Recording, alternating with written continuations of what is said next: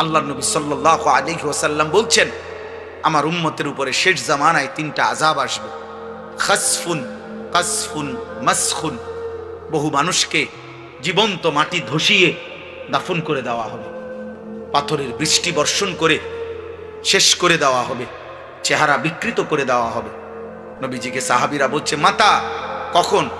ইয়া রাসূলুল্লাহ, আল্লাহর নবী বলছে, ইজা যাহারাতিল কাইনাত ওয়াল মাআজিফ, যখন গায়িকা বেড়ে যাবে, বাদ্যযন্ত্র বেড়ে যাবে, নাচনেওয়ালি বেড়ে যাবে, গায়িকা নায়িকা, নৃত্য গানের আসর, বাদ্যযন্ত্র বেড়ে যাবে, ঘরকে ঘর, সমাজকে সমাজ।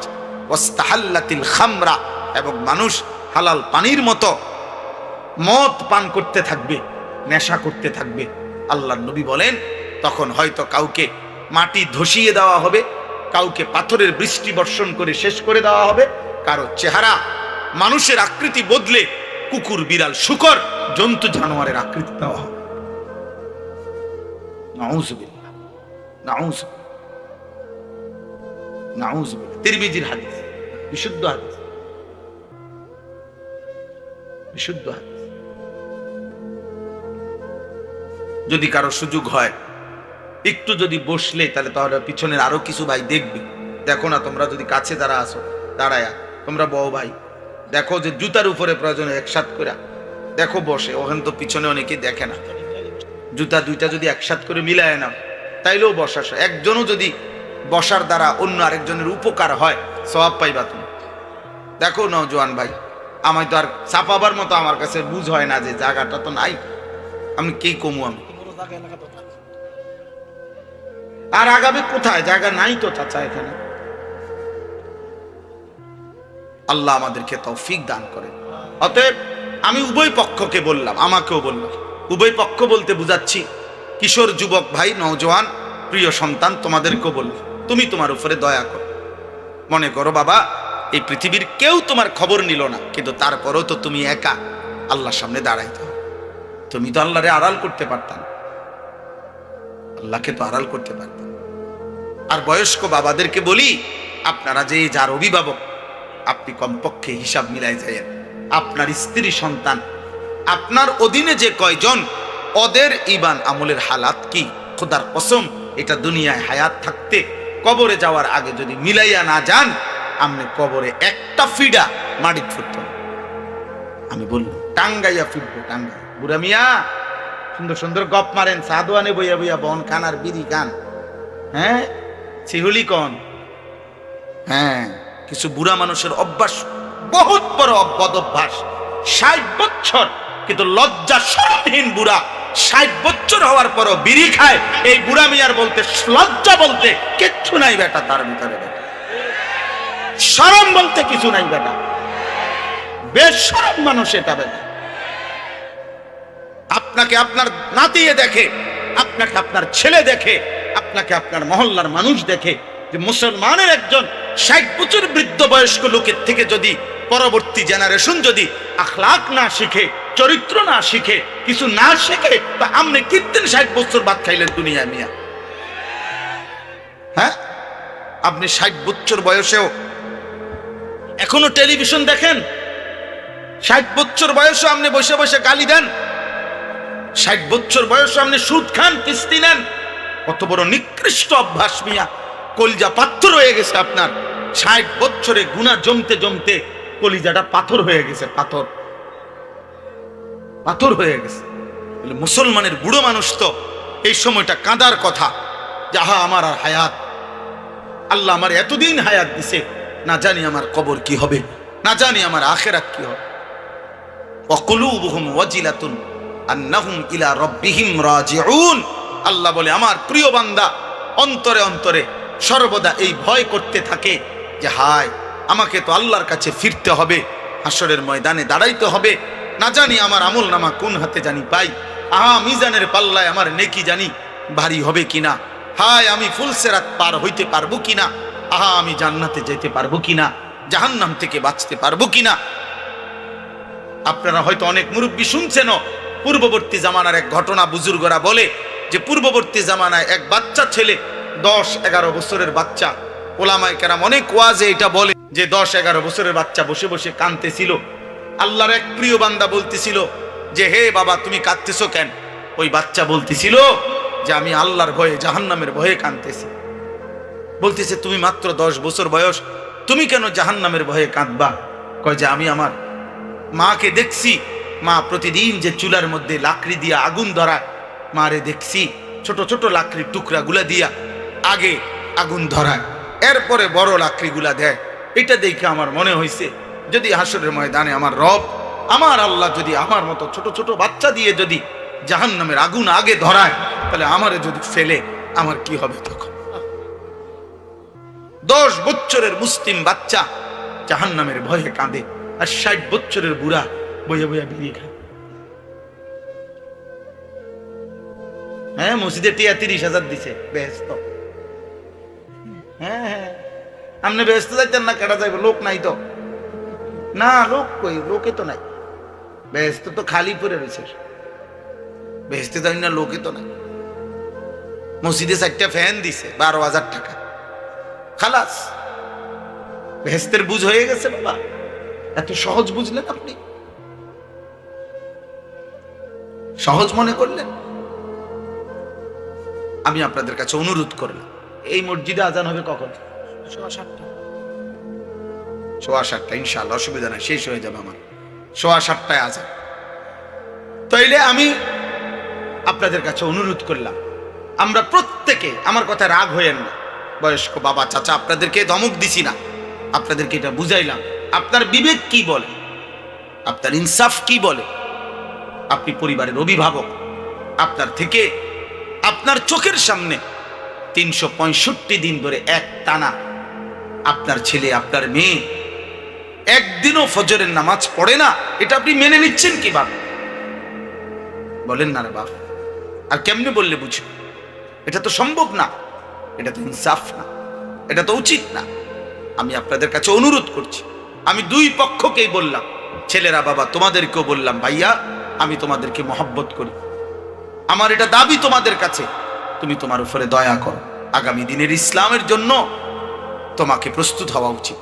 তোমরা জানো না আগামীর যুদ্ধ ঈমান আর কুফরের যুদ্ধ, আগামীর যুদ্ধ মুসলমান আর ইহুদিদের যুদ্ধ। দেখো আব্বা, যে কোনো মুহূর্তে তোমরা দেখবা খুব দ্রুত দৃশ্যপট বদলে যাবে। এই সুখের রং তামাশা হয়তো বন্ধ হয়ে যাবে। গোটা মধ্যপ্রাচ্যে, আরব বিশ্বের ইতিহাসে সবচেয়ে বড় বন্দর, মানে যেখানে ব্যবসায়িক বন্দর, ব্যবসায়িক জাহাজ, সবচেয়ে বেশি ব্যবসার মূল কেন্দ্র ছিল গোটা মধ্যপ্রাচ্যে ফিলিস্তিন। মানে পৃথিবীতে ফিলিস্তিনিরা সবচেয়ে বেশি ব্যবসার লেনদেন, সম্পদের প্রাচুর্যতা তাদের মধ্যে ছিল। তারা জীবনে কল্পনা করে নাই যে 12 কিলোমিটার তাদের বাচ্চা পায়ে হাইটা একটা রুটির জন্য 12 কিলোমিটারও পায়ে হাইটছে, একটা রুটি মিলে নাই। ওরা জীবনে ভাবে নাই এটা, ওরা জীবনে কল্পনা করে নাই। ওরা আরব, সৌদি আরব যেমন আরব, মিশর যেমন আরব, ওরাও তো আরব, ফিলিস্তিনের মানুষও তো আরব। ওরা জীবনে ভাবে নাই এমন কষ্টে পড়তে হবে। 1948 সাল থেকে আজকে 2025 পর্যন্ত প্রায় 77 বছর ধরে এই ইহুদিদের কাছে তারা রক্ত দিচ্ছে। আজও ঘুরে দাঁড়াইতে পারে না, আজও সোজা হইয়া দাঁড়াইতে পারে না, আজও স্বাধীনতার সন্ধান পায় নাই, নিরাপত্তার গ্যারান্টি পায় না। তাইলে একবার পিছলা খাইয়া পড়লে আরেকবার সোজা হইয়া দাঁড়াইতে সময় লাগবে বাবা। আমাদের এই ছোট্ট বাংলাদেশ নিয়েও প্রতিদিন প্রতি মুহূর্তে ষড়যন্ত্রের নীল নকশা চলতেছে, তোমরা বুঝতেছ না। তোমাদেরকে ঘুমের আইখা বেঈমান প্রস্তুতি নিতেছে। ওই দেখেন ওই ছেলের, ওই অসভ্যরে দেখেন, এই যে দেখছেন, এই অসভ্য বেয়াদব, কলিজার ভিতরে সামান্যতম কোনো অনুভূতি নেই। আহা, মানুষরে বললাম না, জিনকে বললাম না, ভূতেরে বললাম, কোনো ওর কষ্ট হয়ে গেছে। আধা ঘন্টা যাবত যে ও মোবাইল কিছু করতে পারে নাই, ওর কলজা ছিঁড়া যাইতেছে। অনেকক্ষণ হয়ে গেছে, শয়তান ওরে কোনোভাবে সোজা থাকতে দিচ্ছে না, যে কিরে বেটা, একটা সুস্থ মানুষ আধা ঘন্টা হয়ে গেল মোবাইল টিপতেছ না, যে কিভাবে সম্ভব? হ্যাঁ, আমি তো এটাই বলছি ভাইয়া, তুম করে পাগল বানাই দিস, মাতাল বান। এটা প্রয়োজন হইতে পারে, কম্পিউটার মানুষের প্রয়োজন। কম্পিউটার দিয়ে আমাদের মাদ্রাসাগুলোতে তো বিভিন্ন কর্মের কাজ হয়, অফিসিয়াল কাজ হয়। মোবাইল একটা প্রয়োজন হইতে পারে আপনার। আমি বড় মোবাইল আমার গাড়িতেও আছে, অসংখ্য কাজ আমি করি এই বড় মোবাইল দিয়া। আমি একটু আগেও একজনকে, সিলেট যাবে উনি, আমার ঘনিষ্ঠ মানুষ, পাকিস্তান থেকে আসছেন উনি, এক মেহমান, তো আরেকজন আমারে ফোন দিছেন, উনি যাবেন সিলেটে, ওনারে এই মোবাইলে টিকিট করাইয়া ওনার কাছে পাঠাইছি, 7:20 ওনার ফ্লাইট। এরপরে ও এই জন্য মাঝখান দিয়ে ওরে কথা বলছি, দেখছেন না একটু, যে টিকিট সব পড়ছে, ওনারে শুধু খবর লাও যে ঠিক মতো এয়ারপোর্টে গেছিনি উনি। তাইলে বড় মোবাইল কাজ থাকতে পারে, প্রয়োজন হইতেই পারে, কিন্তু প্রয়োজনকে প্রয়োজনের মধ্যে রাখো। তোমারে তো বলি নাই যে এটা ধরা হারাম, হারাম বলছি আমরা, বড় মোবাইল এটা হাতে ধরা হারাম, কথা বলে না। তাহলে এটা উনি ধরলো কেমনে? হারাম হইলে উনি ধরবে কেমনে? আমি ধরবো কেমনে? এটা তো ধরা হারাম না, এটা তারা প্রয়োজনের কাজটা করা তো হারাম না। কিন্তু রাত নাই, দিন নাই, সকাল নাই, দুপুর নাই, আব্বা তোমরা এটা কি করছো? এটা তো তোমার করে পাগল বানায় দিছে, মাতাল বানায় দিছে। তোমার চুল, চেহারা, লেবাস, পোশাক, ঘুমাও মুসলমানের ঘরে, খাও মুসলমানের ঘরে, চলন বলন পুরা মুশরিক বেঈমানের মতো। এর চাইতে বড় কাপুরুষ আর কি হইতে পারে? এত লজ্জা কেমনে রাখো বেটা? এত অপমান কেমনে সইব আমরা? এই জন্য না এত কষ্ট করি, এত শক্ত করে বলি, এতটা চাপ দিয়া বলি, এই জন্য বলতেছি। তোমরা যদি এই পরিমাণ নওজোয়ান আল্লাহর দ্বীনের জন্য না ভাবো, তো আগামী দিনের ইসলামের জন্য ভাববে কে? কবর থেকে আইসা নতুন মুসলমান। হ্যাঁ, তোমাদের ইসলাম তোমাদের জন্য না, তোমার পরেও তো পৃথিবীতে সন্তান আসবে, তো ওদের জন্য একটা নিরাপদ পৃথিবী রাখা দরকার না? কথা বলে না? আমাদের পরে আবার জেনারেশন আসবে না, আরো নতুন বাচ্চা হচ্ছে না? তাহলে আল্লাহ আমাদেরকে হেফাজত করেন। আমি অনুরোধ করছি, আমি সূরা ফাতিহার এই যে 4টা আয়াত পড়ছিলাম, মূল বক্তব্য আমার লম্বা ব্যাখ্যা করা না, আমি শুধু একটা কথা শুধু বলতে চাইছিলাম, যে আল্লাহ তাআলা সূরা ফাতিহার শুরুতে আমাদেরকে বলছে, বান্দা আলহামদুলিল্লাহি রাব্বিল আলামিন। তোমার মুখ থেকে আমি প্রতিদিন শুনতে চাই যে সমস্ত প্রশংসা আল্লাহর জন্য, যিনি গোটা জগৎ সমূহের প্রতিপালক, রব। আল্লাহ বলে তুমি এটা মনে রাখবা বান্দা, এই কায়নাতের চারিদিকে যেখানে যা সুন্দর, যেখানে যা আয়োজন, সব কিছু আমার দেওয়া। আমার ফুলের সুন্দর, ফলের সুন্দর, পাখির সৌন্দর্য, মানুষের চেহারার সৌন্দর্য, এবং এই সৃষ্টির যত কিছু, যেখানে যত কিছু তোমার ভাল লাগতেছে, পছন্দ হইতেছে, মন চাইতেছে, যেখানে যত আয়োজন হচ্ছে, প্রতিটা আয়োজন আমার দেওয়া, আমার। আল্লাহ বলেন অতএব প্রশংসার উপযুক্ত আমি, আলহামদুলিল্লাহি রাব্বিল আলামিন। আমি প্রশংসার উপযুক্ত বান্দা। আমারে মনে করা উচিত, আজকে যদি খানা খাইয়া তোমার ভাল লাগে যে আলহামদুলিল্লাহ পেট ভরছে, তোমার উচিত আমারে মনে করা। ঘুমাইয়া যদি তুমি আরাম পাইছো, তো তোমার উচিত আমাকে মনে করা, আমাকে মনে করা। আল্লাহ তাআলা এই কথাটা বারবার বুঝাইতে চাই। এই জন্য সেই সকাল থেকে রাত্র পর্যন্ত 5 ওয়াক্ত নামাজে আল্লাহ বান্দার মুখ দিয়ে এটা বলায়, আলহামদুলিল্লাহ, আলহামদুলিল্লাহ, আলহামদুলিল্লাহ, আলহামদুলিল্লাহ। বারবার বলায় যে বান্দা বারবার বারবার বারবার বারবার বলো, বারবার বলো, সব আমি দিয়েছি, আমি দিয়েছি, সব আমি দিয়েছি, আমি দিয়েছি। রব্বিল আলামিন, আমি গোটা কায়নাতের প্রতিপালক আমি। একটা বিন্দু বিসর্গ জমিনের মধ্যে আমার ইশারা ছাড়া নাই। আছে কোনো কিছু? তোমার আমার একটা নিঃশ্বাস আল্লাহর অনুমতি ছাড়া আছে কিছু? আল্লাহ বলেন এরপরে যে যদি শোনো, এই যে গোটা সৃষ্টি জগৎ তোমার জন্য আমি দিচ্ছি, এটা কিন্তু আমি কারো চাপে পড়ে না, কারো প্রেসারে না, বরং আর রহমানির রাহিম, আমার ভীষণ দয়া মায়ার কারণে। আমি প্রচন্ড দয়ালু, আমি খুব বেশি দয়াবান, আমি অনেক বেশি রহমান। আমার সাগর সাগর রহমত দয়ার মায়ার কারণে আমি তোমারে বড় ভালোবাসি বান্দা। এজন্য তুমি একটা মানুষকে আমি আল্লাহ এক লোকমা ভাত খাওয়াবার জন্য আমার এই গোটা সৃষ্টিটা ব্যবহার করেছি। আমরা কেউ জানি না এক লোকমা ভাতের পিছনে কি পরিমাণ আয়োজন আছে। এই 7 আসমান জমিনের সমস্ত আয়োজনের কোনোটা যদি না থাকে আমার রিজিক আসবে না। আসবে? এক লোকমা ভাত শুধু ক্ষেতের থেকে আসছে, তো সূর্য না উঠুক, চাঁদ না উঠুক, রাত না হোক, দিন না হোক, আকাশটা ভেঙে যাক, জমিনটা উল্টে যাক, হবে কিছু? কথা বলে না, হবে না। তাইলে আল্লাহ তাআলা বুঝাইছেন আমি প্রচন্ড রহমত আর দয়া মায়া দিয়ে গোটা সৃষ্টিটাকে ব্যবহার করে আমি তোমাকে খাওয়াচ্ছি, পড়াচ্ছি, আমি রব লালন পালন করছি। তবে একটা জিনিস এবার মনে করাই দিছে, বান্দা এবার তুমি মনে রাখো, আমি যে তোমারে খুব আদর করে মায়া করে রহমত দিয়ে খাওয়াইতেছি, পড়াইতেছি, দুনিয়া চালাইতেছি, এতটুকু কিন্তু শেষ না। মালিকি ইয়াউমিদ্দিন, আমি কিন্তু এই সব কিছুর একটা হিসাবের দিন নির্ধারণ করছি। এখন হিসাব ছাড়া খাইতে থাকো, পড়তে থাকো, ঘুমাইতে থাকো, ভাল লাগলো খাও, না অসুবিধা নাই। আমার যদি সেজদা দাও তাইলেও খাইতে দেব, না দিলেও ইমানদার, নাফরমান, কাফের, মুশরিক, মুরতাদ, নাস্তিক, বেঈমান, পশু, জীব, জন্তু, জানোয়ার, কীট, পতঙ্গ, যা হও তুমি, এখন তুমি খাও, ভোগ করো দুনিয়া। তবে মনে রেখো আমি রব, হিসাব রাখতেছি। আমি আমার প্রত্যেকটা হিসাব 100% পূর্ণ হাসরের দিন নেব। সেদিন আমি মালিক, সেদিন আমি বাদশাহ, সেদিন আমি প্রতাপান্বিত এক শাসক, যে আমার দেওয়া সকল নিয়ামত সবকিছুর পাই পাই হিসাব নেব। এই এক এক লোকমা খাবারের হিসাব দিতে হবে। 3 দিন ক্ষুধার্ত থাকার পরে হযরত ওমর একদিন 3 দিন ক্ষুধার্তর পরে 2টা খেজুর আর একটু পানি পান করছিলেন নবীজির সামনে।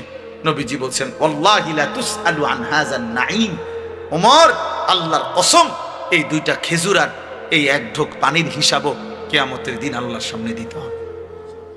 ওমর কায়দা দিছিলেন, ইয়া রাসূলুল্লাহ, আমি আজকে 3 দিনের ক্ষুধার্ত, তবু হিসাব দিতে হবে? নবী বললেন, হ্যাঁ, হিসাব দিতে হবে। অতএব ভাইয়া, আল্লাহর প্রশংসা করো, আল্লাহকেই রব মনে করো, আখিরাতের ফিকির করো। তুমি ইচ্ছা করলেও মরে যাবা, তুমি ইচ্ছা না করলেও মরে যাবা, তুমি বুঝলেও মরে যাবা, না বুঝলেও মরে যাবা। খেয়াল করলেও আখিরাতে যেতে হবে, না করলেও যেতে হবে। জীবনের প্রত্যেক সেকেন্ডে আমাদের এটাই সত্য যে হাসলেও মরে যাবেন, কাঁদলেও মরে যাবেন, সুখে থাকলেও মৃত্যু হবে, দুঃখে থাকলেও মৃত্যু হবে। সেজদা দিতে দিতে আব্দুল কাদের জিলানী হলেও মৃত্যু হবে, আর নাফরমানি করতে করতে ফেরাউন নমরুদ হলেও কি হবে? মৃত্যু হবে। তো আমাকে আখিরাতে যেতে হবে, আল্লাহর কাছে ফিরতেই হবে, ফিরতেই হবে। অতএব এই শেষ কথা হলো, আল্লাহ বলছেন, অতএব বান্দা, যদি এটা বুঝে থাকো তাহলে তুমি নিশ্চিন্তে বলো, ইয়াকা না'বুদু, আল্লাহ, কাজে কোনো এলোমেলো কথা নাই, আমি আপনারই ইবাদত করি। ওয়া ইয়াকা নাস্তাঈন, আল্লাহ, আমার 24 ঘন্টার যা প্রয়োজন আপনার কাছে সাহায্য প্রার্থনা করি, আপনার গোলামিও করব, আপনি আমার প্রয়োজন পূরণ করে দিয়েন। আল্লাহ বলেন, তুমি গোলামির হক আদায় করো, দেখো আমি রব সাহায্যের হক আদায় করব। তুমি সেজদা দাও বুঝায়া, আমি আল্লাহ কায়নাত তোমারে দেব, আমি দুনিয়াও দেব, আখিরাত। এজন্য আজকে এই উলামায়ে কেরাম ইনশাআল্লাহ আরো বয়ান করবেন। আমি কিশোর ভাই, নওজোয়ান সবাইকে বলি, আমার অনুরোধ, এই শেষ 2টা মিনিট আর শেষ কথা হলো, আজকে আমি অনুরোধ করছি, তোমরা কিশোর যুবক ছেলে আল্লাহর গোলামি করো, নামাজ পড়ো বাবা, সেজদা করো, দয়া করে মুশরিকের এই চুল রাখো না বাবা, এগুলার মুসলমানের চুল না। এই ডান দিকে বড়, বাম দিকে বড়, সামনে বড়, একটু পর পর চুল পিছনের দিকে ফিরাও, এটা মানসিক প্রতিবন্ধী ছাড়া আর কি। তুমি ভালো ডাক্তারে দেখাইও।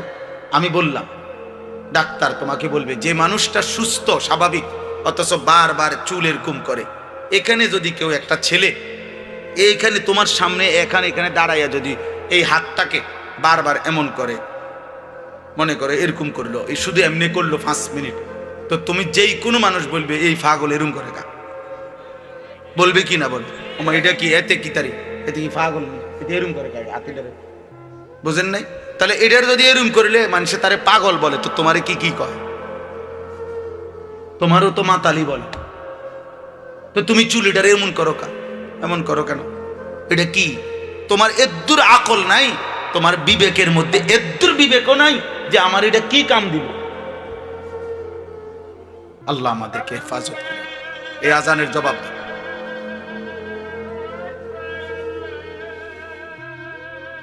উঠেন না, 1 মিনিট নামাজের সময় দাও। আল্লাহু আকবার, আল্লাহু আকবার।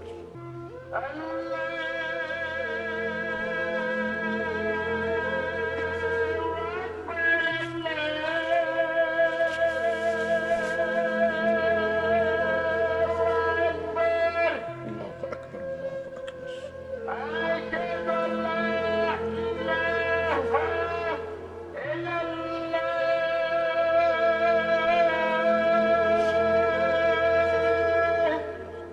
আশহাদু আল্লা ইলাহা ইল্লাল্লাহ। 2 মিনিট উঠেন না।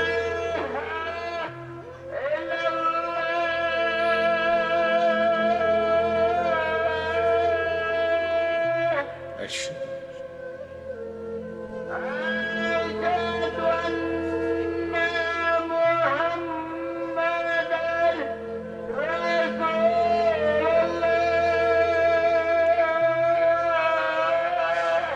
أشهد أن محمدا رسول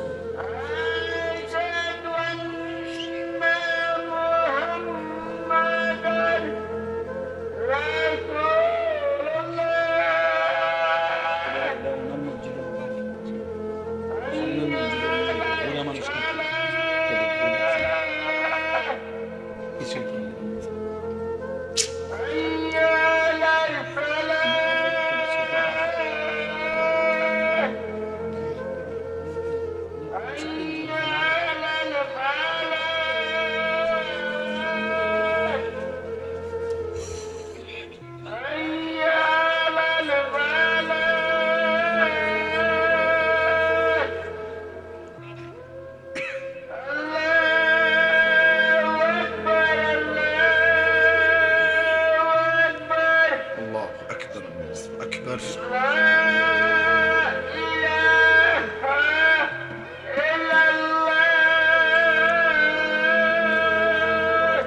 لا إله إلا الله. اللهم صل على محمد النبي الأمي وآله وسلم تسليما. اللهم رب هذه الدعوة التامة الصلاة القائمة آت محمدا الوسيلة والفضيلة إنك لا تخلف الميعاد. আজানের ক্ষেত্রে সুন্নত হলো আশহাদু আন্না মুহাম্মাদার রাসূলুল্লাহ। এটা যখন মুয়াজ্জিন বলে তখন যারা শুনতেছে আজানের জবাব দেয় তারা হুবহু এটা বলতে হবে, আশহাদু আন্না মুহাম্মাদার রাসূলুল্লাহ, এটা বলতে হবে আগে। আর সাল্লাল্লাহু আলাইহি ওয়াসাল্লাম বলা তো সব সময়ের আমল, অর্থাৎ এখানেও বলবে কিন্তু আগে এই বাক্য এটা বলতে হবে। বুঝেন নাই কথা? মানে নিয়ম হলো নবীজি বলছে মুয়াজ্জিন যেটা বলে তোমরা তা বলো। তাহলে এখন মুয়াজ্জিন কি সাল্লাল্লাহু আলাইহি সাল্লাম বলছে, কি বলছে? তো এইটা আগে বলতে হবে। তো বলে সাল্লাল্লাহু আলাইহি সাল্লাম বলবে না? হ্যাঁ বলবেন, কারণ নবীজির নাম শুনলে যে সাল্লাল্লাহু আলাইহি ওয়াসাল্লাম বলতে হয়, এটা তো সব সময়ের আমল। বুঝেন না? এটা আজান ছাড়াও পড়তে হয় কিনা? তো এটা তো সব সময়ের আমল, এটা তো পড়বেন পরে। কিন্তু এই বাক্য যদি কেউ, এই জন্য কেউ যদি আজানের জবাবে আশহাদু আন্না মুহাম্মাদার রাসূলুল্লাহ বলার পরে মুয়াজ্জিন শুধু সাল্লাল্লাহু আলাইহি সাল্লাম বলে, তাহলে আজানের জবাব হবে না, ওনার জবাব আদায় হবে না। কেন? উনি তো এই বাক্যটা বলে নাই। বুঝেন? এইটা বইলা এরপরে কি বলতে হবে? সাল্লাল্লাহু আলাইহি ওয়াসাল্লাম পৃথক বল। এটা আমাদের সমাজে ভুল করে। 2 নাম্বার হইল হাদিসের মধ্যে কথা স্পষ্ট যে নবীজি সাল্লাল্লাহু আলাইহি সাল্লাম বলছে আজান শেষ হওয়ার পর প্রথমত দুরূদ শরীফ পড়তে, আমি পড়ছি, এরপরে দোয়া পড়তে, আমরা দোয়া পড়ছি। এই জন্য আজানের পরে দুরূদ শরীফ পড়তে নবীজি বলছেন, সব হাদিসে আছে, এবং এরপরে দোয়া পড়তে বলছে। এই জন্য এটাই হাদিসের মধ্যে বর্ণিত সুন্নাত। এখন এর ব্যতিক্রম যারা করে তাদের দলিল উনাদের কাছে, আমাদের কাছে নাই। আমাদের কাছে না থাকার কারণে আমরা আজানের আগে দুরূদ শরীফ পড়তে পারি না। কারণ এই জন্য পারি না যে কি দলিলের ভিত্তিতে পড়তাম এটা আমার কাছে নাই, এটা আমাদের দুর্বলতা, আমরা জ্ঞানের কমতি, বুঝেন নাই? আমরা পড়ালেখার ঘাটতির কারণে আমরা এটা পাইছি না, তাই এটা আমরা পাই না। ওরা জানি পাইছেন এই জন্য উনি পড়ে, কারণ এটা উনি কইতে পারবো উনি কোত্থেকে দলিল আনছে, আমাদের জানা নাই। আমরা চেষ্টা করছি, খুঁজছি, বুঝতে চেষ্টা করছি, পাইছি না। না পাইলে তো আর আমি করতে আনুন, এটা কথা বুঝেন নাই? আল্লাহ আমাদেরকে বুঝার তৌফিক দান করে। তো আমি আপনাদের কাছে এই শেষ কথাটা বললাম। প্রিয় ভাই নওজোয়ান, আমার দুইটা ওসিয়ত তোমাদের কাছে। তোমরা যারা 30 বছরের নিচে, তোমাদের যাদের বয়স, তোমরা হাত তোলো তো, 30-এর নিচে যাদের বয়স, দেখছেন? মাশাআল্লাহ মাশাআল্লাহ, হাত নামাও ভাই। আমার তোমাদের কাছে দুইটা ওসিয়ত, আমার কলিজার দুইটা দরদের কথা। 1 নাম্বার হলো চোখের হেফাজত করো, নারী দেখো না, ছবি দেখো না। যে নারীর চাহিদা তোমার, এটা হালাল এবং পবিত্র স্ত্রীর মাধ্যমে আল্লাহ পূরণ করে দেবে, এটা মিলে যাবে বাবা। তুমি নিজে নষ্ট করো, শরীর, স্বাস্থ্য, জীবন, যৌবন, শারীরিক সক্ষমতা, দুনিয়াটা অসল করে দিও না, নিজের ক্ষতি নিজে করো না, আখেরাত নষ্ট করো। নারীর ছবি, নাচ, গান, জিনা, ব্যভিচার, কোনো মেয়ের হারাম সম্পর্ক, এই অশ্লীলতা থেকে বাঁচার চেষ্টা করো, আল্লাহ তৌফিক দান করে। দ্বিতীয় ওসিয়ত হলো ফজরের নামাজ পড়ার চেষ্টা করো। কোন নামাজ? তুমি দেখো, চেষ্টা করো। এই মোবাইলের মধ্যে 5টা যে কোনো অ্যালার্ম দেওয়া যায়, 5 বার অ্যালার্ম দেওয়া যায়। তুমি 5:30 বা 35 ফজরের জামাত, কথার কথা এখন, তাহলে তুমি 5টা, 5:10, 5:20 এমনি অ্যালার্ম দাও। আলগা 300 টাকা দিয়া অ্যালার্ম ঘড়ি কিনতে পাওয়া যায়, ভালো একটা অ্যালার্ম ঘড়ি কিনো, বিছানার পাশে, বালিশের পাশে রাখো, চেষ্টা করে ওঠো। মাত্র 4টা রাকাত নামাজ, 7 ঘন্টা ঘুমের পরে, 6 ঘন্টা ঘুমের পরে যে ব্যক্তি ফজরের নামাজ পড়ে না, আল্লাহ তাআলার ফেরেশতা সারা রাত যারা জমিনে ডিউটি দেয়, হাদিসে আছে সারা রাত আল্লাহর কোটি কোটি ফেরেশতারা জমিনে পাহারাদারি করে ফজরের নামাজ পড়ে আসমানে ফিরে যায়। আর নতুন আরেক দল ফেরেশতা ফজরের নামাজের সময় এসে সন্ধ্যা পর্যন্ত ডিউটি করে। এই 2 দল ফেরেশতা, যে ব্যক্তি ফজরের নামাজ পড়ে না, তার উপরে আল্লাহর লানত দেয়। ফেরেশতারা বলে, তোর উপরে আল্লাহর লানত, তোকে সারা রাত পাহারাদারি করলাম, তোদের জমিনে দায়িত্ব নিলাম, পালন করলাম, তুই আমার মালিকের সেজদা দিলি না। এজন্য ফজরের নামাজ গুরুত্বপূর্ণ নামাজ। ফজরের নামাজ যার অভ্যস্ত হয়, কষ্ট করে, আল্লাহ তারে দয়া করলে বাকি 4 ওয়াক্ত নামাজ পড়াও ধীরে ধীরে তার জন্য খুব সহজ হয়ে যায়। এই জন্য আমি অনুরোধ করলাম, কেউ যদি বুঝে থাকো, একজনই, আমি তো বললাম আমি ভোট চাচ্ছি না যে সবার জনসমর্থন আমার দরকার, একজন হইলে একজন, 2 জন হইলে 2 জন। আমরা সারা দেশে একটা কাজ করি, সেটা হলো ফজর ক্যাম্পেইনের কাজ করি, অর্থাৎ ফজরের নামাজের জন্য প্রচারণা। এটা আমাদের একটা কাজ। সারা দেশের আলহামদুলিল্লাহ ইদানিং কালে আইসা হাজার হাজার, শত শত যুবক ছেলে, কিশোর ছেলে, 14, 16, 18, 20 বছরের ছেলেরা এই কাজটা করে। ফজর ক্যাম্পেইন মানে প্রচারণা, অর্থাৎ কাজটা হলো এই, একটা যুবক সিদ্ধান্ত নিবে যে আমি ফজর পড়ব, আমার একজন বন্ধুকে ফজরের নামাজের জন্য উঠাবো। এই কাম তোমরা হবা 2 জন, তোমরা বলবা আরো 2 জনকে, হবে 4 জন, 4 জন বলবা আরো 4 জনকে, হইবে 8 জন। এমনি এমনি বাড়তে থাকবে। আলহামদুলিল্লাহ বাংলাদেশে একটা উপজেলায় আমাদের এই ফজর ক্যাম্পেইনের ছেলে এখন 4,500 আছে, এক উপজেলায়, যারা ফজরের নামাজ জামাতে পড়ে। ইনশাআল্লাহ আগামী দিনে তারা মাহাদির সৈনিক হবে ইনশাআল্লাহ, আল্লাহর দ্বীনের জন্য লড়বে। সর্বশেষ সবার কাছে কথা হলো, আপনারা প্রত্যেকে নিজের জীবন সুন্নাতের উপরে গড়বার চেষ্টা করেন। সবাই বাপ, এটা জরুরি। শুধুমাত্র ভালোবাসা নিয়ে ধাক্কাধাক্কি করেন না, ভালোবাসা নিয়ে ঠেলাঠেলি করেন না, চা দোকানের তর্কাতর্কি করেন না, বরং একটা সুন্নাত, আপনি যেই পীরের কাছে আছেন, যে তরিকাতে আছেন, থাকেন, কোনো অসুবিধা নেই। শুধু এতটুকু আবদার যে আপনি নবীজির সুন্নত মানেন কিনা, আপনার জীবনে, চলনে, বলনে, আচরণে, উচ্চারণে, লেবাসে, পোশাকে, সকালে, সন্ধ্যায়, রাতে, দিনে নবীজির একটা সুন্নত আপনি আমল করেন, খুঁজে তালাশ করে, শিখে। আমি প্রতিদিন আমার সাদা গাড়িতে ইচ্ছা করে এই বই বিক্রি করি, তালিমুস সুন্নাহ, আমাদের প্রিয় নবী সাল্লাল্লাহু আলাইহি সাল্লামের সুন্নাতের উপরে। বাংলা ভাষায় সবচেয়ে বেশি সুন্নাত 600 পৃষ্ঠা ব্যাপী এই বইটা নবীজির জীবনের একটা একটা সুন্নত, বিন্দু বিন্দু সুন্নত, ছোট বড় পুরা 23 বছরের জীবনের খোলাসা সুন্নাত সবে কিতাবে আছে। বাংলাদেশের একজন শ্রেষ্ঠ বুজুর্গ, ঢাকা গাজীপুরের কাপাসিয়ার হজরত অধ্যক্ষ মিজানুর রহমান চৌধুরী, ওনার লিখিত কিতাব এটা। খুব সুন্দর, অনেক সুন্দর। ঘরে ঘরে রাখলে 400 টাকা এটা আমরা বিক্রি করি। ওই আমাদের সাদা গাড়ি আছে, ওইখানে পাবেন, এই মসজিদের সামনে। ওইখান থেকে যার সুযোগ হয় নিবেন। উদ্দেশ্য একটাই যে উম্মতের ঘরে ঘরে সুন্নতের চর্চা হোক। মা, চাচি, বোন, দাদি, নানি, পুরুষ, নারী, ছেলে, মেয়ে, বাবা, চাচা পড়লে সুন্নাতের বরকত পাবেন। আপনাদের কাছে অনুরোধ, আমরা সবাই মিলে আল্লাহকে মানি, রাসূলুল্লাহ সাল্লাল্লাহু আলাইহি সাল্লামের দ্বীন শিখি। আর ওই আর একটা মিনিট 30 সেকেন্ড আর একটা কথা, আমার ওই গাড়ির সামনে আরেকটা কাগজ আছে, আপনাকে দিবে আমার ছেলেরা। এই কাগজটার মধ্যে একটা হ্যান্ডবিল। আমি একটা বড় মাদ্রাসা, আমার একটা স্বপ্ন আজকে অনেক বছরের, যে আমি সারা বাংলাদেশের কিশোর যুবক ছেলেদের জন্য, স্কুল, কলেজ, ইউনিভার্সিটি, যেই কোনো শ্রেণী পেশার ছেলে, মুসলমান, অন্য বয়সীয়, বিশেষ করে কিশোর যুবকদের জন্য একটা বড় মাদ্রাসা প্রতিষ্ঠান করতে চাচ্ছি। আমার একটা মাদ্রাসা আছে, ছোট ছোট ছেলেরা পড়ে, প্রায় 500 ছেলে আছে, ছাত্র পড়ে, কিন্তু সব শ্রেণীর মুসলমান শিখবে এমন একটা মাদ্রাসা আমি আপনার চালু করতে চাচ্ছি। ইদানিং চালু করছি এক রোমের মধ্যে, কিন্তু এটা বড় করতে চাই।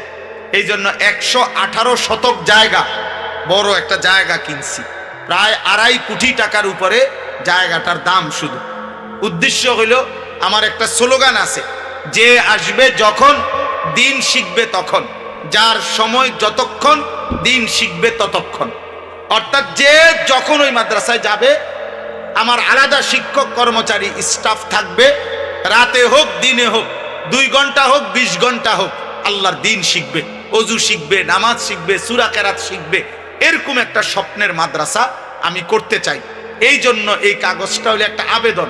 অর্থাৎ আমার ওই মাদ্রাসার ওই জায়গাটাতে এক নামাজের মুসল্লা পরিমাণ, মসজিদে আমরা যে নামাজ পড়ি, নামাজের মুসল্লা পরিমাণ জায়গার দাম হলো 4200 টাকা।